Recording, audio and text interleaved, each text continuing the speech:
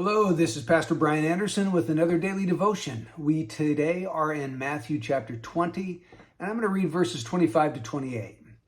But Jesus called them to himself and said, "You know that the rulers of the Gentiles lord it over them, and their great men exercise authority over them. It is not this way among you. But whoever wishes to become great shall be your servant, and whoever wishes to be first among you shall be your slave. Just as the Son of Man did not come to be served, but to serve, and to give his life a ransom for many." So here Jesus teaches that out in the world, greatness is exercised by lording it over others and exercising authority over them.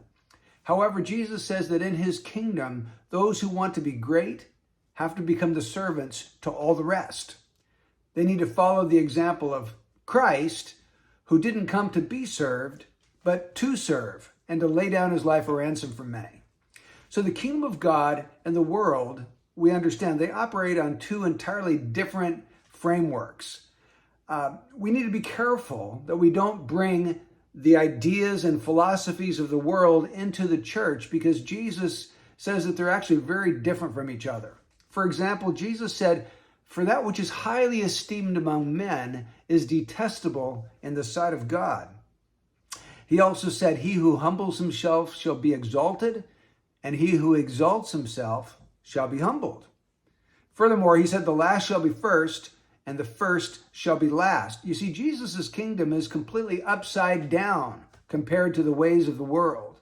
So the world and the church's way of doing things are diametrically opposed to each other.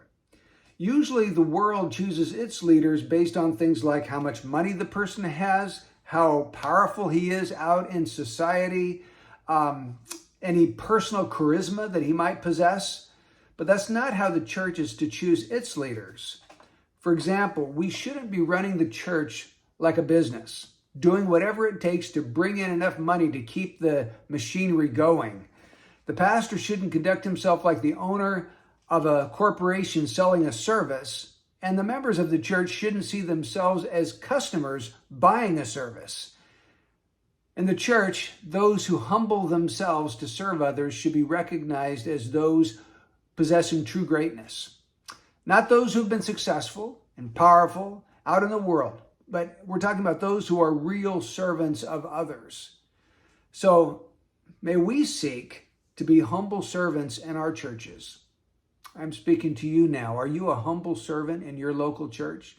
Do people know you as someone who humbles himself and actually gets down and serves people in their area of need? That's the kind of leaders the church needs to recognize, and those are the kinds of people we need to be. So may God bless this word to your life today.